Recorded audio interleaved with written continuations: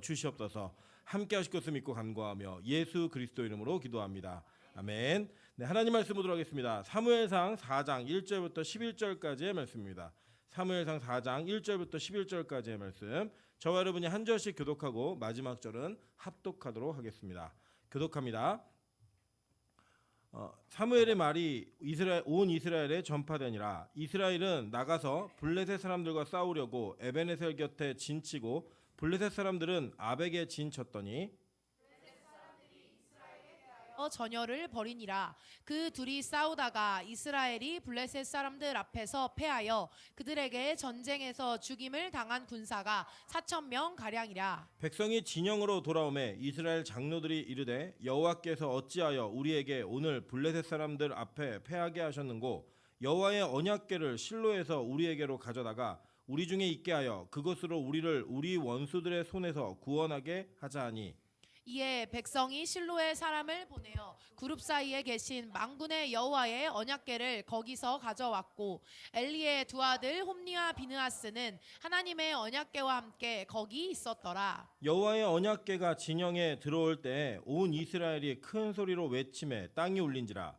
블레셋 사람이 그 외치는 소리를 듣고 이르되 히브리 진영에서 큰 소리로 외침은 어찌 됨이냐 하다가 여호와의 궤가 진영에 들어온 줄을 깨달은지라. 블레셋 사람이 두려워하여 이르되 신이 진영에 이르렀도다 하고 또 이르되 우리에게 화로다 전날에는 이런 일이 없었도다. 우리에게 화로다 누가 우리를 이 능한 신들의 손에서 건지리요. 그들은 광야에서 여러 가지 재앙으로 애굽인을 친 신들이니라. 너희 블레셋 사람들아 강하게 되며 대장부가 되라. 너희가 히브리 사람의 종이 되기를 그들이 너희의 종이 되었던 것 같이 되지 말고 대장부같이 되어 싸우라 하고 블레셋 사람들이 쳤더니 이스라엘이 패하여 각기 장막으로 도망하였고 살육이 심히 커서 이스라엘 보병에 엎드러진 자가 3만 명이었으며 합독합니다. 하나님의 궤는 빼앗겼고 엘리의 두 아들 홈니와 비느하스는 죽임을 당하였더라. 아멘. 네, 우리 주변에 있는 분들에게 이렇게 한번 인사드리도록 하겠습니다. 당신이 옆에 앉아서 너무 든든합니다.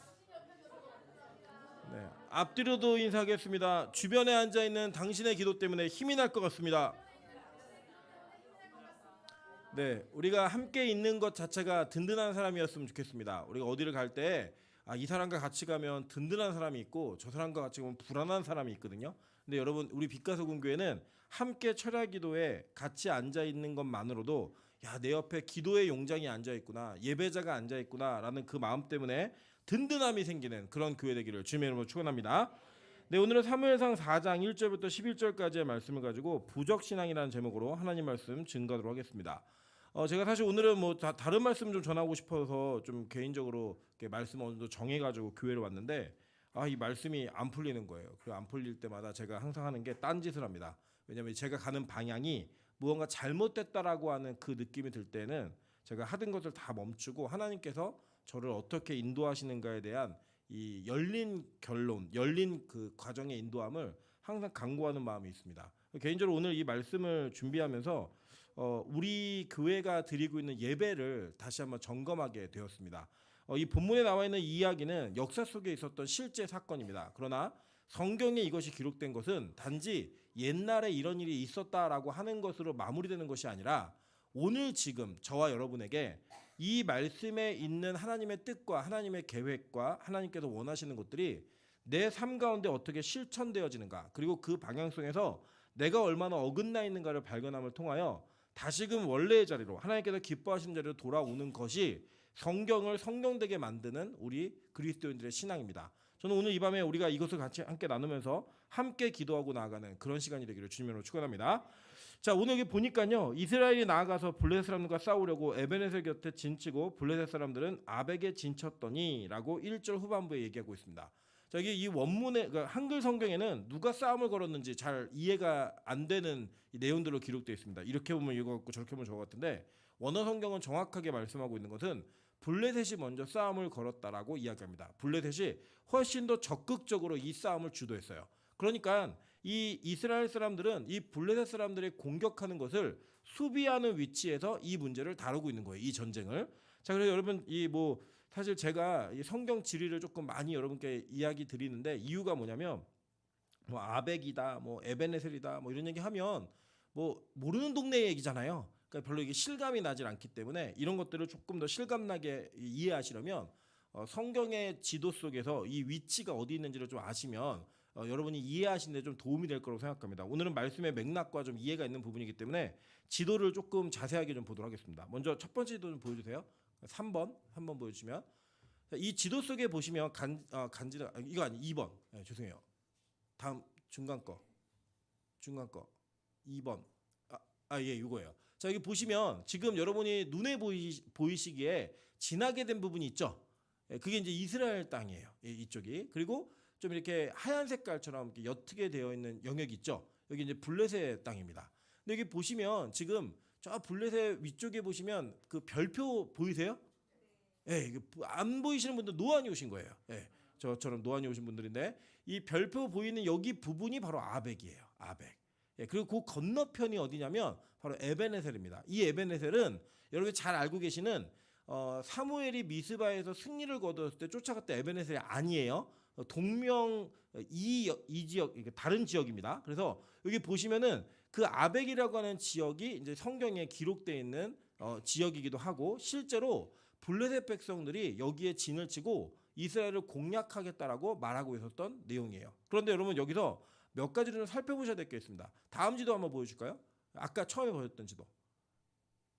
네, 이거 보시면 지금 이게 이스라엘을 하나님께서 그 이스라엘에게 이 가나안 땅을 선물로 주실 때 각 지파별로 땅을 분배해 주셨어요. 그 이 분배되어진 땅에 그 주인이 누구인가를 알 수 있는 내용인데 지금 아까 여러분이 확대해서 보셨던 블레셋 있죠? 거기가 저 왼쪽 밑에 부분에 끝 부분에 남아 있는 거기가 이제 블레셋입니다. 보이세요? 네, 거기 블레셋이고 그 위에가 누구 땅이에요? 네, 단지파 땅이에요. 단지파 땅. 그리고 그 위가 어디죠? 위에 네, 므낫세 땅입니다. 므낫세 땅이에요. 이렇게 배분을 받았는데 이 므낫세 땅까지 배분을 받았고 그 위에 보면 아셀 지파가 다 이게 배분을 받은 땅들이에요. 이 땅들이. 그런데 이게 어떤 일이 벌어졌냐면 지금 여러분 오늘 보시는 이 지도 속에는 블레셋이 원래 이스라엘이 지파들이 차지해야 되는 땅을 차지하고 들어온 거예요. 예. 이렇게 왜 블레셋이 강성하게 되었는가라고 이제 우리가 이 원인을 좀 성경을 통해 살펴볼 필요가 있습니다. 먼저 보시면요, 이 땅은 원래 하나님이 이스라엘에게 주신 땅이었고 이미 전쟁을 통하여 쟁취했던 땅이에요. 한번 볼게요. 여호수아 12장 18절입니다. 하나는 아벡 왕이요, 하나는 라사론 왕이요라고 얘기했어요. 이게 뭐냐면 여호수아가 싸워서 이긴 왕들의 목록을 이야기하는 내용이에요. 근데 거기에 누구 이름이 들어있어요? 아벡의 왕의 이름이 들어있더라는 거예요. 그러니까 이 땅은 이미 여호수아가 정복했던 땅이에요. 이 땅 자체가. 그리고 계속 이어서 여호수아 13장 1절부터 4절 한번 볼게요. 여호수아가 나이가 많아 늙음에 여호와께서 그에게 이르시되 너는 나이가 많아 늙었고 얻을 땅이 매우 많이 남아 있도다. 이 남은 땅은 이러하니 블레셋 사람의 모든 지역과 그술 족속의 모든 지역 곧 애굽 앞 시올 시내에서부터 가나안 사람에게 속한 북쪽 에그론 경계까지와 블레셋 사람의 다섯 통치자들의 땅 곧 가사 족속과 아스돗 족속과 아스글론 족속과 가드 족속과 에그론 족속과 또 남쪽 아위 족속의 땅과 또 가나안 족속의 모든 땅과 시돈 사람에게 속한 무아라와 아모리 족속의 경계 아벡까지와라고 이야기했어요. 저기 보니까 여호수아가 이 땅을 정복한 땅의 목록으로 넣어놨는데 하나님은 여호수아의 말년에 아직 네가 이 땅을 차지하지 못한 땅이 있다라고 이스라엘 백성들에게 얘기하라는 거예요. 지금 이 내용을. 이게 좀 뭐가 안 맞는 것 같지만 성경 공부를 하신 분들과 이 성경의 내용을 잘 알고 계신 분들은 이해하실 거예요. 여호수아는 땅을 정복했지만 거기에 정착하진 않았죠. 그러니까 정착하지 않고 돌아왔단 말이에요. 원래 본거지로. 그래서 이 아벡의 왕은 이미 죽인 거예요. 그 죽였고 그리고 돌아왔는데 이 땅을 누가 원래 차지해야 되는 거예요? 이스라엘 각 지파가 이 땅을 차지해야 되는 거예요. 그래서 여러분 이게 보시면 그 땅별로 분배되어진 내용들이 있습니다. 물론 그 땅의 분배가 조금씩 바뀌긴 하지만 정확한 거는 이 아벡이라는 땅은 이미 여호수아에 한번 깨진 땅이에요. 그러니까 그 땅의 우두머리였던 왕을 이미 죽여버렸어요. 그러니까 이 땅을 차지하기가 쉬웠어요, 어려웠어요? 쉬웠죠. 네, 상대적으로 쉬웠던 거죠. 리더가 없는 군인. 여러분들 삼국지 같은 거 이게 옛날 그 고전 그 무협지나 뭐 이런 고대 전쟁들을 그려놓은 드라마들을 보시면 이 대장들끼리 나와갖고 1대1 싸움하다가 자기네 장군이 죽으면 어떤 일이 벌어져요?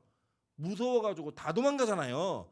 이 전쟁하면으로 끝나는 리더가 사라지게 되면 그 전쟁은 굉장히 어려운 전쟁이 됩니다. 리더가 죽게 되면. 그래서 이미 이 아벡이라고 하는 땅은 쉽게 차지할 수 있는 땅이었어요. 그럼에도 불구하고 이스라엘 백성들은 이 적들의 땅을 취해서 그곳에 정착하는 일에 열심과 최선을 다하지 않았습니다. 그래서 실패했어요. 이 아모리 족속들과 가나안 족속들과 결혼해서 살기도 하고 같이 어울려 살기도 하고 종으로 삼기도 하면서 하나님께서 명령하신 것을 불순종했어요. 이게 블레셋이라고 하는 나라가 이 아벡을 차지하고 그 지역에 자기의 주권을 확보할 수 있는 첫 번째 이유였어요. 뭐냐? 하나님께서 허락하신 땅에서 우리 자신이 최선을 다해 그 땅에 정착할 싸움을 하지 않았다는 거예요. 자, 두 번째는 어떤 이유가 있는가 한번 보도록 할게요. 자, 사사기 21장 1절부터 6절입니다.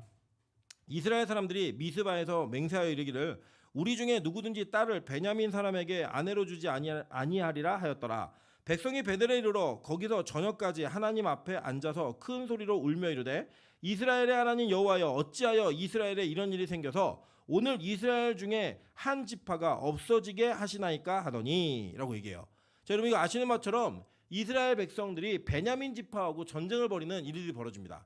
베냐민은 사실 이스라엘 12지파 가운데 막내 지파였어요. 근데 이 막내 지파를 나머지 11지파가 연합하여서 전쟁을 벌이거든요. 그 전쟁을 벌였던 이유도 너무 어처구니가 없습니다.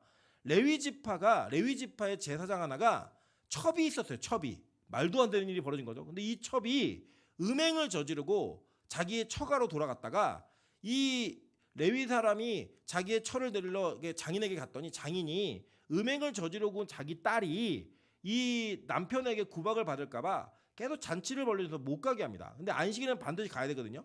가다가 길이 늦어가지고 이 베냐민 지파 땅에 머물렀는데 이 베냐민 지파 땅에 들어온 레위 지파 제사장을 베냐민 지파의 불량배들이 강간을 하려고 합니다.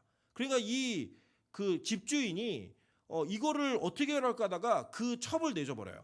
이 첩을 내줘버리는 바람에 이 첩이 밤새도록 윤간당하다가 죽어버리는 사건이 벌어집니다. 그러니까 이 레위 지파 사람은 이거 부끄럽게 생각해야 되는데 또 그 시체를 가지고 와갖고 12조각을 내가지고 각 지파에 소포로 다 보냈어요.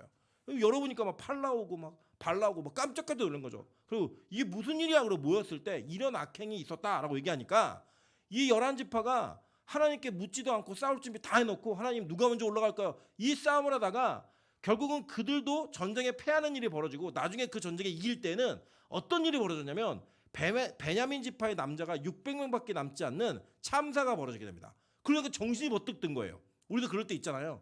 엄마가 이제 이거 먹지 마라 얘기하고 나가셨는데 하나씩 빼먹다 보니까 다 비어가지고 큰일 나는 일이 벌어지는 일이 상당히 있고요. 또 불장난하지 마 그랬는데 막 불장난하다 보니까 막 태워갖고 집을 태우고 막 이래갖고 이게 수습이 안 되는 일이 벌어지는 그런 당황스러운 일이 있잖아요. 그런 일처럼 정신을 차려보니까 집 하나가 없어져 버린 거예요. 야 큰일 났다 이거 어떡하냐 이래가지고 막 그 길르한 야베스에 있는 여자들을 보쌈해가지고 이 지파를 좀 존속시키자 이래서 지파가 섞여지는 일이 벌어지게 되었어요. 그럼 무슨 얘기냐면 원래는 이 이스라엘 백성들이 누구랑 싸워야 돼요? 가나안 지파하고 싸워야 돼요. 가나안 족속과 싸워야 되는데 누구랑 싸웠어요? 지파끼리 이스라엘 동족끼리 싸움을 벌였단 말이에요. 그러니까 이 베냐민 지파가 철저하게 약한 지파가 된 거예요. 여러분 아까 그 지도에서 보셨지만 블레셋 바로 위, 그러니까 블레셋이 북쪽으로 올라오는 것을 막을 수 있는 지파가 누구냐면 베냐민 지파예요. 네. 그리고 그 베냐민 지파와 붙어 있는 지파가 이스라엘에서 가장 강력하다고 얘기할 때 첫 번째, 두 번째 얘기하는 지파예요. 근데 이 지파에도 어떤 일이 있었는가 한번 성경을 통해 보도록 하겠습니다. 사사기 12장 5절부터 6절입니다. 길르앗 사람이 에브라임 사람보다 앞서 요단강 나루턱을 장악하고 에브라임 사람의 도망하는 자가 말하기를 청하건대 나를 건너가게 하라 하면 길르앗 사람이 그에게 묻기를 내가 에브라임 사람이냐 하여 그가 만일 아니라고 하면 그에게 이르기를 쉿볼렛이라고 발음하라 하여 에브라임 사람이 그렇게 말하지 못하고 쉿볼렛이라고 발음하면 길르앗 사람이 곧 그를 잡아서 요단강 나루턱에서 죽였더라. 그때 에브라임 사람의 죽은 자가 42,000명이었더라 이야기예요. 여러분 한번 생각해 보세요. 오늘 여기서 이스라엘이 대패를 해갖고 몇 명이 죽었냐면 1차 전쟁에서 4,000명이 죽고 2차에서 3만 명이 죽었어요. 그러니까 합하면 34,000이 죽은 거죠. 그런데 여기에 지금 에브라임 지파가 몇 명이 죽었어요? 42,000이 죽었다고요. 그러니까 블레셋의 북진을 막을 수 있는, 그것을 막아내야만 하는 두 지파였던 이 단 지파와 에브라임 지파가 어떤 일에 의해서, 동족 상잔에 의해서 완벽하게 무너지는 일이 벌어졌다라는 거예요. 그래서 이제 이 방어선이 완전히 무너져 버린 거예요. 방어선이. 그러니까 이제 여기 이 땅은 누구의 놀이터예요? 블레셋의 놀이터가 된 거예요. 여러분, 저는 한국 교회가 최근에 어마어마한 수치를 당하고 있습니다. 어마어마한 이 모욕과 수치의 상황들을 경험하고 있습니다. 여러분, 지금 신대원이 서울, 그러니까 광나루 장신들을 제외한 모든 신대원이 다 미달입니다. 그냥 뭐 전국에서 꼴찌를 해도 원서만 넣으면 갈 수 있는 분위기가 만들어졌어요. 신학교가 미달된 지는 이미 5년 전부터 계속 미달이었고요. 이제는 뭐 인서울에 있는 학교 중에 전국 꼴찌도 갈 수 있는 대학, 그러면 총신대학교 신학과 넣으면 돼요. 장신대학교 신학과 그냥 넣으면 돼요. 예전처럼 뭐 공부를 잘하고 뭐 준비가 잘 돼 있고 이런, 뭐 물론 공부를 한다고 하나님 쓰시는 건 아니에요. 그런데 적어도 학생 때 학교에서 꼴찌를 한다라는 건 성실성의 문제예요. 공부를 안 해, 그러니까 머리가 나빠서가 아니고 성실하지 않기 때문에 일어나는 사건입니다. 예. 공감을 안 하시는군요. 예. 그런데 제가 볼 땐 그래요. 제가 볼 때는 정말로 지능이 안 돼서 공부를 못한다, 이거는 특수학교에 가야 되고요. 성실성이 부족하다는 게 맞는 이야기예요. 그러니까 그렇게 준비 안 된 사람들만 갈 수 있는 학교가 되어버린 거예요. 여러분, 그렇다고 교회는 괜찮을까요? 여러분, 이 코로나 이후에 세신자 비율이 한국 교회 전체가 0.1%입니다. 그러니까 100명 중에 1명도 안 되는 거예요. 1000명 중에 1명의 세신자가 있어요. 그럼 기존 신자는 다 남았는가? 여러분 아시잖아요. 예, 이게 우리 교회는 뭐 코로나 이후로 다 돌아왔다라고 생각하셔서 다른 교회도 이렇다고 생각하시면 큰 착각이십니다. 최근에 제가 알고 있는 유명한, 말만 해도 아는 교회가 5,000명 모이던 교회가 지금 코로나 이후에 3,000명밖에 모이지 않습니다. 2,000명이 없어졌어요. 그냥 주일학교가 망가진 교회들은 뭐 찾기 뭐 어렵지 않고요. 최근에는 이 교회가 또 정치에 뛰어들어가지고 정치의 특정한 정당과 어떤 특정한 정치적 이념을 지지하는 발언들과 말도 안 되는 이 설교 시간에 누구를 찍어라, 누가 하나님의 보낸 사자다, 이런 이야기를 하는 것을 통하여 교회 안에 각종 분열과 특정한 세대들이 교회를 떠나버리고 특정한 세대들은 모여서 자기들만이 진리라고 하는 이러한 일들을 하고 있습니다. 세상은요, 이런 교회를 손가락질하고 이런 교회를 미쳤다라고 이야기합니다. 교회를 다니는 사람들에게 개독교라는 말, 개독인이라는 말을 쓰는 것을 주저하지 않고 이야기를 합니다. 여러분, 이런 일이 왜 벌어졌을까요? 저는 다른 거 아니라고 생각합니다. 교회가 교회를 세우는 것보다는 교회가 자신들의 유익과 자기가 갖고 있는 어떤 이익을 위해서는 상대를 죽이고 상대를 무너뜨리는 일에 앞장서서 행했던 게 교회였어요. 대형 교회들이 자그마한 교회들을 잡아먹기를 했고요. 대형 교회 프로그램을 통하여서 작은 교회 교인들을 끌어모으는 일에 최선을 다했습니다. 말씀을 가르치는 일에 관심 없었고 헌금 많이 걷어서 교회를 잘 지으면 목회를 잘한다는 칭찬을 받았습니다. 그렇던 이 시대의 평가 속에 우리는 교회가 영혼을 살리는 것이 아니라 영혼을 죽이고 영혼을 다치게 하는 일들에 앞장서서 이 모든 일들을 행해왔어요.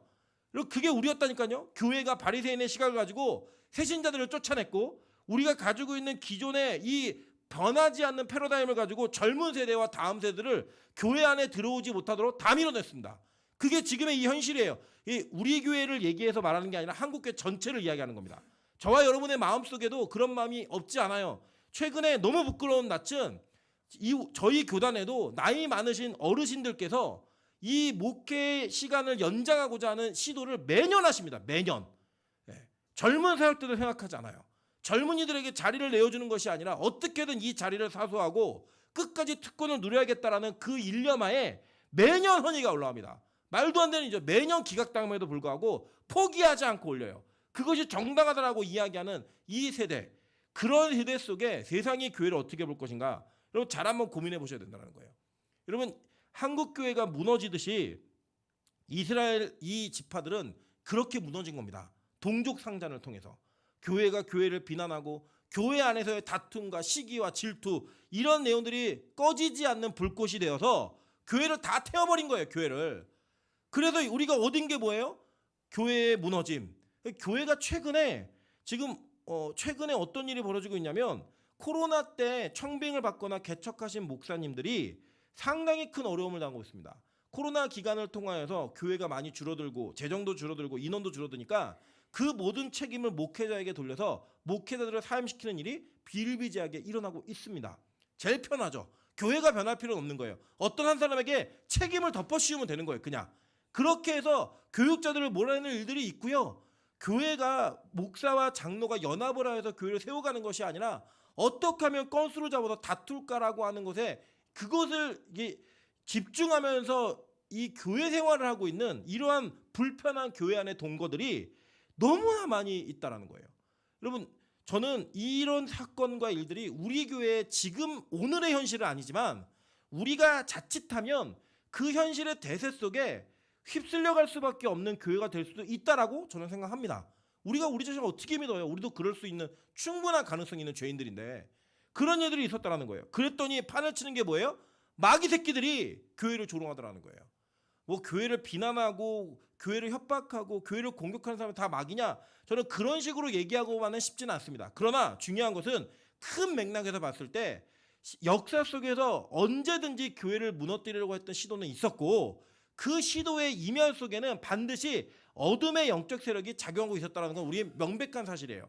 그게 여러분 우리 포기할 수 없었다는 거예요. 교회 안에 또 요 최근에는 젊은이들을 중심으로 뭐 동성애를 인정해 줘야 된다. 뭐 이런 식의 발언들을 통하여 그걸 하지 않는 교회가 참된 교회가 아닌 것처럼 이야기하는 그걸 오피셜로 이야기하는 언론사들도 너무나 많이 등장하고 있는 이러한 무법 같은 현실 그게 바로 지금 한국교회 모습이라는 겁니다. 그게 뭐였어요? 사사기를 지나고 난 다음에 망하는 것이 준비되었던 이스라엘의 모습과 동일했습니다. 그리고 이게 바로 그때 모습이었다는 거예요. 그래서 이 블레셋이 시비 거는 거예요. 싸우자고 진쳐놓고 우리가 너네 이길 거야 라고 전쟁하는 거예요. 그래서 이스라엘이 나간 거예요. 감히 우리가 어떻게 이루는 교회인데 우리 몇 명인 줄 알아? 이 교회를 어떻게 세워왔는 줄 알아? 붙어봐. 붙었는데 어떤 일이 벌어졌어요? 4천 명이 죽은 거예요. 4천 명이. 죽고 난 이후에 어떤 회의를 하게 되냐면 이스라엘 백성들이 다 모입니다. 3절 보세요. 백성이 진영으로 돌아오매 이스라엘 장로들이 이르되 여호와께서 어찌하여 우리에게 오늘 블레셋 사람들 앞에 패하게 하셨는고 여호와의 언약궤를 실로에서 우리에게로 가져다가 우리 중에 있게 하여 그것으로 우리를 우리의 원수들의 손에서 구원하게 하자 하니라고 이야기합니다. 여러분 이 장로들이 냈던 의견 그리고 그들이 이 의견을 모았던 것은 절대로 성경에 근거를 두지 않은 이야기가 아니에요. 한번 볼게요. 민수기 10장 35절 한번 보도록 하겠습니다. 민수기 10장 33절부터 36절입니다. 그들이 여호와의 산에서 떠나 3일 길을 갈 때에 여호와의 언약궤가 그 3일 길에 앞서가며 그들의 쉴 곳을 찾았고 그들이 진영을 떠날 때에 낮에는 여호와의 구름이 그 위에 덮었었더라. 궤가 떠날 때에는 모세가 말하되 여호와여 일어나사 주의 대적들을 흩으시고 주를 미워하는 자가 주 앞에서 도망하게 하소서 하였고 궤가 쉴 때에는 말하되 여호와여 이스라엘 종족들에게로 돌아오소서 하였더라 라고 얘기합니다. 여러분 이걸 잘 이해하셔야 될 거는 출애굽을 한 이스라엘 백성들이 광야 생활할 때 그 광야 생활에 가장 앞서서 진행했던 그 선두에 섰던 것이 무엇이었냐면 법궤였습니다. 제사장들이 메었던 이 법궤가 움직일 때는 이스라엘 전체 공동체를 떠나 있었어요. 그런데 떠나서 법궤가는 기능이 뭐였냐면 모세가 뭐라고 기도했죠? 여호와여 일어나사 주의 대적들을 흩으시고 주를 미워하는 자가 주 앞에서 도망하게 하소서 하였고 그죠? 궤가 머물러 있을 때는 여호와여 이스라엘 백성에게로 돌아오소서라고 했단 말이에요. 그러니까 이 법궤가 앞장설 때에는 어떤 일이 벌어지냐면 여호와의 원수들 즉 이스라엘을 대적하는 자들이 흩어지는 은혜가 있게 해달라고 모세가 기도를 했다라는 거예요. 그리고 그 기도는 실제로 광야 생활 가운데 이루어졌습니다. 그렇게 이루어졌던 그 기도의 내용들과 응답의 내용들을 근거하여 이스라엘 장로들이 냈던 것이 무엇이었냐면 야 우리 전쟁에서 한번 졌는데 법궤를 가지고 와서 이 전쟁을 역전하자라고 하는 아이디어를 낸 거예요. 여러분 이게 잘못된 게 아니잖아요. 성경에 있는 그대로니까. 그런데 문제는 어디에 있느냐? 문제는 이 법궤를 옮기고 이 법궤가 이동하는 일에는 모세 시대에는 어떤 것이 우선적이었냐면 하나님의 영광의 구름의 움직임이 먼저였어요. 이 구름이 떠서 움직여야지만 법궤가 움직이는 거였지 법궤가 움직이면 구름이 움직이는 게 아니었다라는 거예요. 그러니까 이들이 기도했고 모세가 기도했고 모세가 주도했던 이 기도의 내용은 성령의 인도하심과 하나님의 인도하심에 순종하여서 그 순종의 결과로서 움직인 결과가 항상 승리였고 항상 은혜였다라는 거예요. 그런데 오늘 이 장로들의 의견은 뭐냐면 하나님의 영광의 구름에 대한 관심은 없어요. 그냥 법궤만 우리 가운데 있으면 이 전쟁을 이길 수 있다는 확신이 있었던 거예요. 그래서 이 법궤를 주저하지 않고 들고 왔고 이스라엘 장로들도 그것을 기뻐했으며 심지어는 이 법궤를 관리하고 있던 그 당시의 대제사장이었던 엘리와 그 엘리의 자식들은 이 법궤를 다루는 법을 절대로 그 하나님의 말씀에 근거했어야 했는데 그렇게 하지 않고 이 장로들의 의견에 따라 움직였다라는 거예요.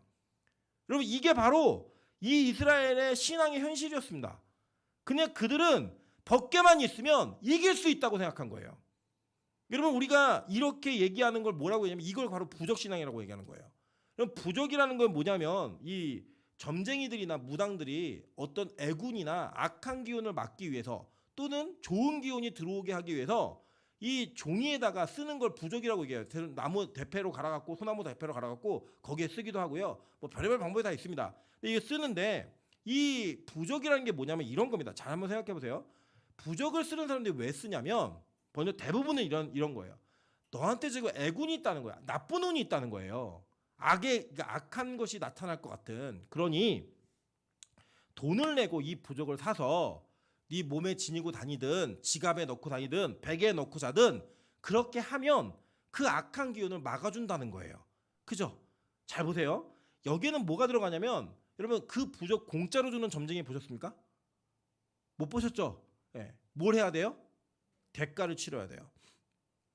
돈이 얼마가 됐든 대가를 치러야 되고 더 유명하고 많은 사람들이 따르는 무당일수록 그 부적의 가격은 세요, 작아요? 세요. 네. 그 부적 자기가 비싸요. 그러니까 나는 뭘 한 거냐면 나는 지금 내 상황이 뭔가 안 풀려요. 결혼이 안 되고 직장이 안 되고 뭐가 안 되니까 이 부적을 내 돈을 소비해서 사내면 즉 내가 희생한 대가를 치러내면 이 상황이 바뀌어질 거라고는 기대감을 가지고 그걸 사는 거예요. 그리고 그걸 몸에 지니고 다니는 거 열심히 떨어지면 안 돼요. 누구한테 보여주면 이 기가 빠진대요. 또 보여주면 안 돼요. 그래서 몰래 자식이 되었던 자신이 되었던 배우자가 되었던 베개 속에 넣든 어디에 넣든 그 옷에 넣어서 꼬매고 다니는 거예요. 그렇게. 왜요? 내 열심이 들어가니까 그 열심으로 이걸 바꿀 수 있다고 생각하기 때문에. 여러분 이게 만약에 부족이 가지고 있는 이런 원리를 우리는 교회에서 예배를 드리고 기도하면서 적용하고 있지 않는지 한번 살펴보자는 거예요. 여러분 우리가 어떤 마음이 있냐면요. 무언가 내가 하나님을 향한 온전한 예배의 마음이 없음에도 불구하고 이 자리에 예배 시간에 앉아 있었으면 마음이 편해요. 내가 그냥 불편했지만 나는 예배 드리기 싫었지만 내가 그냥 9시부터 10시 반까지 하는 우리 철야를 갔다 왔어. 이거 하나만으로 우리 안에는 어떤 마음이 있냐면 그래 됐어. 나한테 나쁜 일이 벌어지진 않을 거야. 예배를 빠지면 우리 안에 뭔가 하나님께서 예비하신 준비하신 복을 받지 못할 것 같다라는 불안함이 있거든요. 갔다 오면 적어도 내가 예배를 소홀히 했기 때문에 그런 일이 벌어질 거야라는 생각은 안 하는 거예요. 그러니까 이 사실 부적신앙은 누구에게 위험하냐면 우리 교회처럼 매일의 예배를 습관처럼 드릴 수밖에 없는 또 드리게 되는 드리고 있는 이런 사람들에게 가장 좋은 하나님의 모습으로 예배하는 하나님을 예배하는 모습으로 예배는 하고 있지만 부적과 같은 예배가 우리 안에 주어질 수 있다라는 거예요.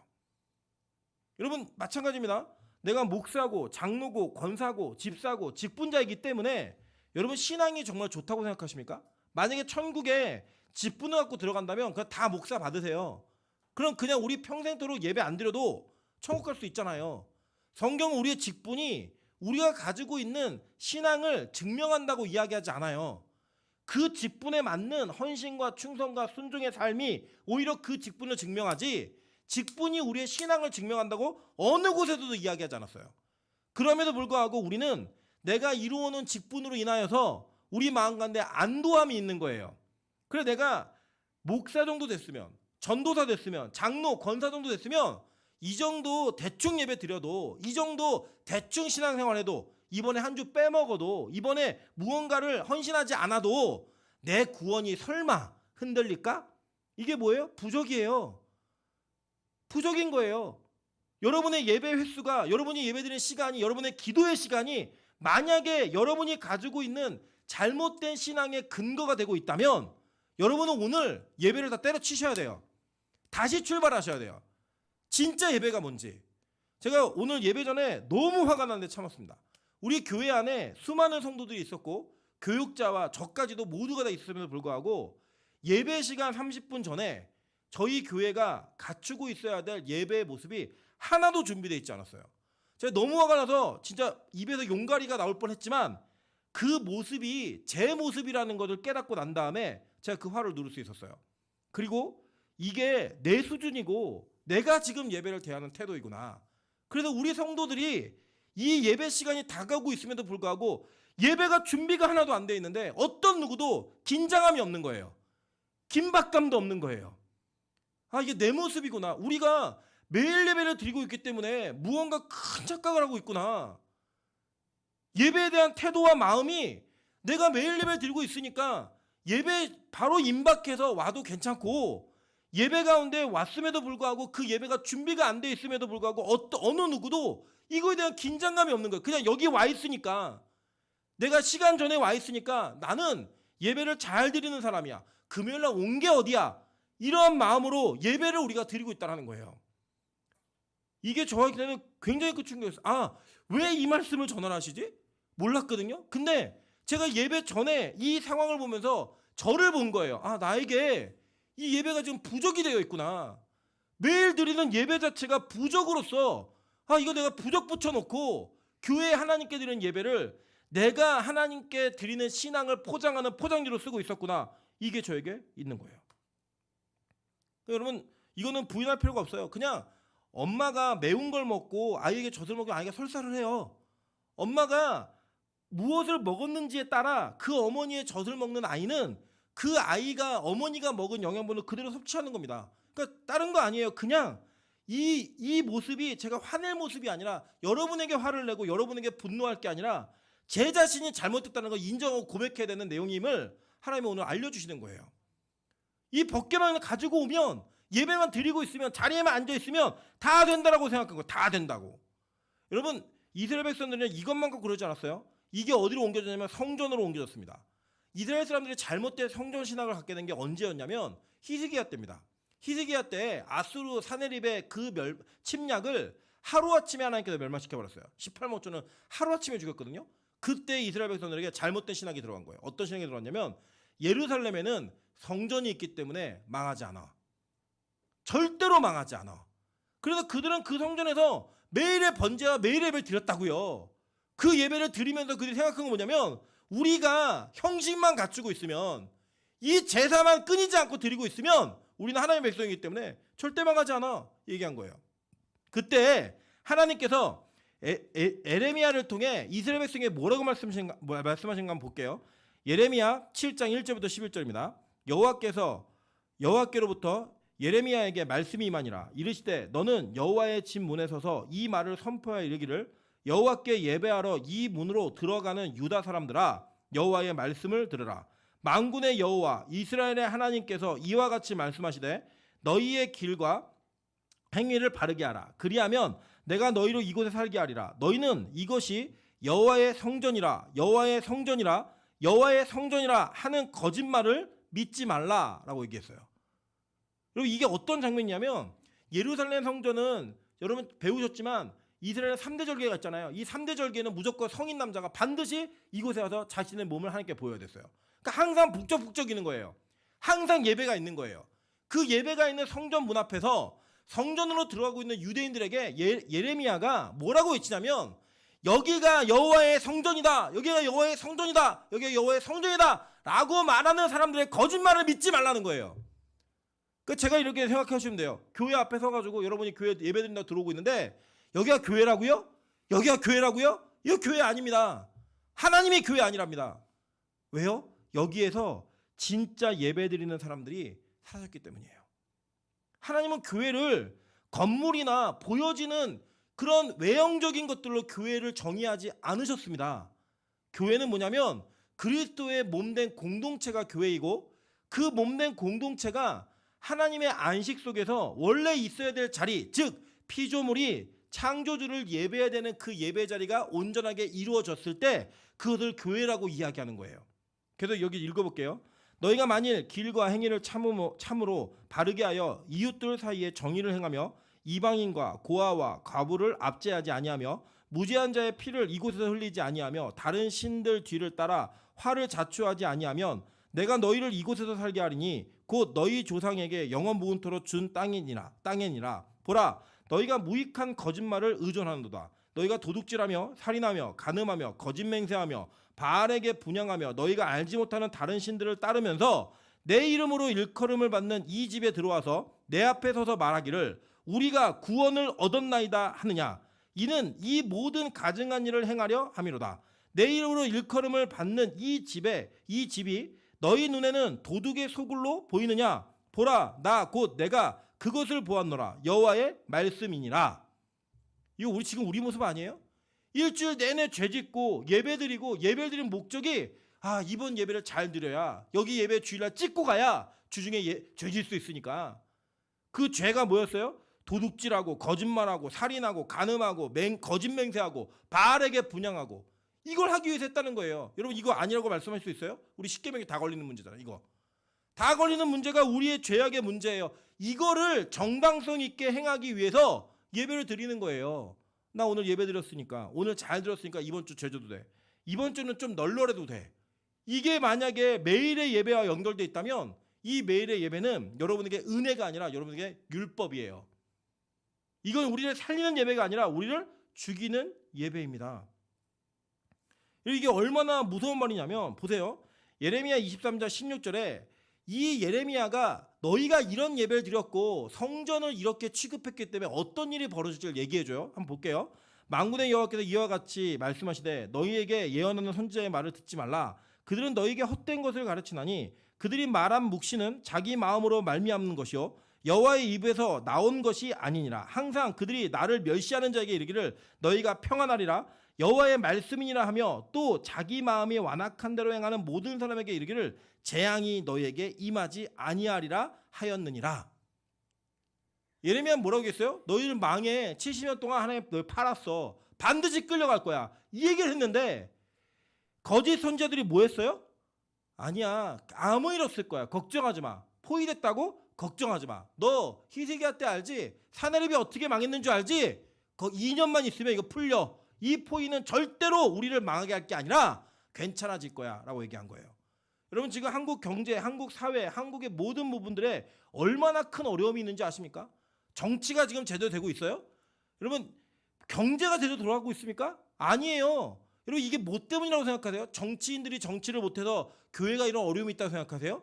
정치인들이 경제를 제대로 살리지 못해서 지금 이 경제가 이렇게 어렵다고 생각하세요? 아니에요. 하나님은요 모든 기준을 하나님의 백성들, 즉 하나님을 섬겨야 되는 백성들이 어떤 태도로 예배하고 있는가를 통하여 그 나라를 심판하셨어요. 저는 이 모든 원인이 특정한 정당이나 사람에게 있다고 생각하지 않아요. 이 모든 원인이 누구에게 있느냐? 교회에게 있는 거예요. 저와 여러분에게 있는 거예요. 우리가 이따위 예배를 드렸기 때문에 이런 일이 있다라고 얘기된 거예요. 근데 어떤 누구도 이렇게 설교하지 않았어요. 어떤 누구도 이러한 위기감을 가지고 성도들에게 외치지 않았어요. 자기 자신의 예배를 그렇게 철저하게 하나님 앞에 드리기 위한 처절한 싸움과 몸부림을 하지 않고 편하게 편한 거 나도 당신들을 건드리지 않을 테니 당신들도 나를 좀 건드리지 마 라고 하는 적절한 타협선을 정해놓고 한국교회가 적절하게 목회해왔다니까요. 그러니까 목사가 편하다는 이야기를 듣고 목사가 자기들이 가지고 있는 그런 목회의 삶을 더 영위하기 위한 걸 하죠. 여러분 생각해 보세요. 직장인들이요 빨리 은퇴하고 싶어 합니다. 너무 일이 고돼가지고. 근데 목사는 더 오래 하려고 하죠. 그만큼 자신의 살과 피를 깎아내는 일이 없으니까. 그래서 제대로 된 말씀을 외치지 못하고 있는 거예요. 그러면 이게 비단 목사만의 잘못이에요? 우리 타협한 거잖아요. 그렇게 센 설교를 들으면 불편하고 힘들고 그냥 평안하다, 괜찮다, 안녕이다 이런 얘기만 해주면 서로 좋으니 그렇게 불편하게 하지 맙시다 라고 성도들이 요구한 거 아니에요? 그 비율을 맞추고 그것에 적정한 수준을 맞췄던 게 지금 한국교회 수준이 되어버렸다고 저는 철저하게 인정합니다. 저부터도 더 셌어야 해요. 더 성경 자체를 그대로 전했어야 해요. 말씀이 있는 그대로 성경이 말씀하시는 대로 그렇게 저에게도 여러분에게도 적용하셨어야 돼요. 여러분 제가 여쭙겠습니다. 우리가 진짜 천국과 지옥이 있다면 여러분 이렇게 예배 드리시겠습니까? 진짜 천국과 지옥이 있다면 여러분 오늘 이렇게 기도하시겠습니까? 정말로 그걸 여러분 믿고 계시다면 오늘 하루를 이렇게 오늘의 예배를 이렇게 준비할 수 있다라고 여러분 과감하게 말씀하실 수 있겠습니까? 우리 백화점에서 마트에서 정말 대박 할인한다 그러면 눈에 그 눈을 부릅뜨고 줄여서 그걸 기다려서 반드시 얻어내는 자들이고요. 무료 시식을 한다 그러면 줄여서 고기를 먹기 위해 여러분의 시간과 모든 것들을 투자하는 사람들이에요. 우리가 그런 인간들이라고요. 여러분 진짜라고 한다면 여기 정말 불이 났다고 하면 여기 걸어서 천천히 가시겠어요? 미친 듯이 뛰어가겠죠. 여러분 진짜로 이 예배 가운데 삶과 죽음이 여러분 앞에 다가온다면 정말 자면 죽인다면 여러분 진짜 그렇게 졸겠습니까? 여러분 북한의 김정은이가 자기 고모부가 졸았다고 죽였잖아요. 그 죽인 걸 보면서 그들이 그 각성제 먹고 들어가요. 각성제 먹고 안 죽으려고. 이 세상에서도 힘 있는 자 앞에서 그런다고요.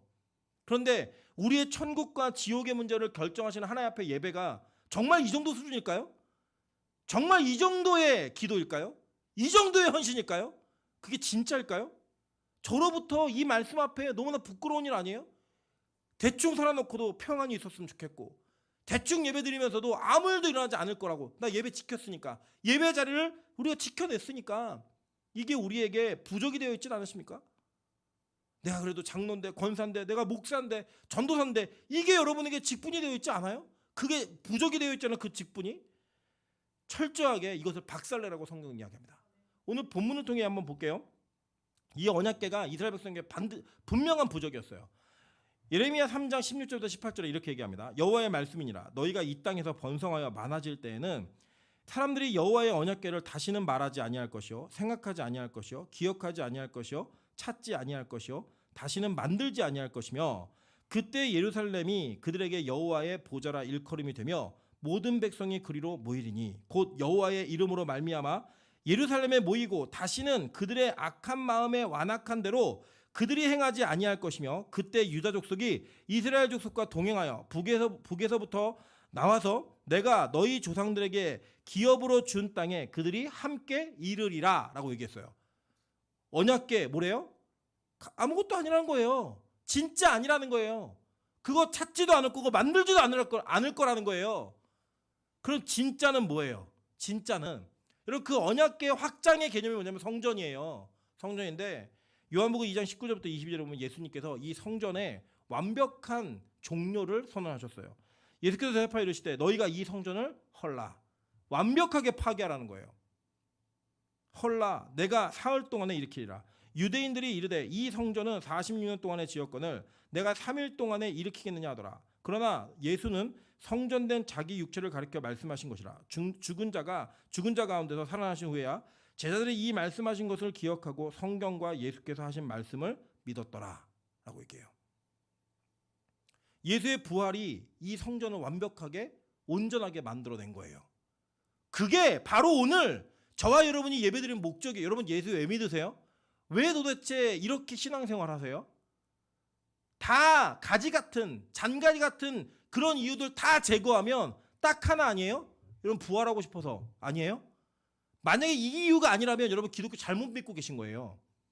여러분이 왜 예수를 믿는지 이유를 얘기해봐 라고 얘기했는데 다른 잔가지의 문제가 너무 많고 진짜 이유인 부활에 대한 의미와 이유가 없다면 여러분은 지금 예수를 잘못 믿고 계신 거예요.